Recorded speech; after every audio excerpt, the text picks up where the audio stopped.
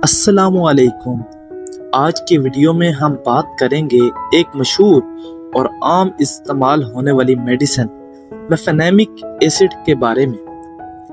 ये दवा यानी मेडिसिन ख़ास तौर पर दर्द, बुखार और सूजन को कम करने के लिए इस्तेमाल की जाती है और ये एक एनसेड यानी non steroidal anti inflammatory drug है। तो आइए जानते हैं कि मेफेनेमिक एसिड कैसे काम करती है। हमारे जिस्म में कुछ केमिकल्स होते हैं जिन्हें प्रोस्टाग्लैंडिन कहा जाता है। जब ये केमिकल ज़्यादा बनते हैं तो जिस्म में दर्द, सूजन और बुखार की अलामात ज़ाहिर होती हैं। इन केमिकल्स की मिकदार को मेफेनेमिक एसिड कम करके हमें सुकून पहुंचाता है। ये मेडिसिन किन बीमारियों में इस्तेमाल हो सकती है?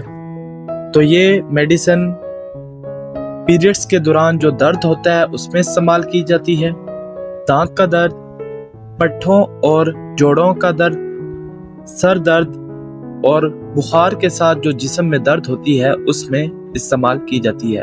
अगर हम इसकी डोज की बात करें तो ये अमूमन 250 mg या 500 mg की मिकदार में दी जाती है और ये दिन में 2 से 3 बार इस्तेमाल की जाती है। लेकिन याद रखें, हमेशा डॉक्टर के मशवरे से इस्तेमाल करें।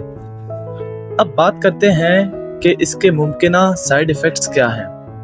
तो इससे मैदे की खराबी यानी कि स्टमक अपसेट हो सकता है, सीने में जलन हो सकती है और वॉमिटिंग या मतली हो सकती है और इसके अलावा डायरिया भी हो सकता है। और कुछ मरीजों की सूरत में कुछ मरीजों में एलर्जी भी हो सकती है।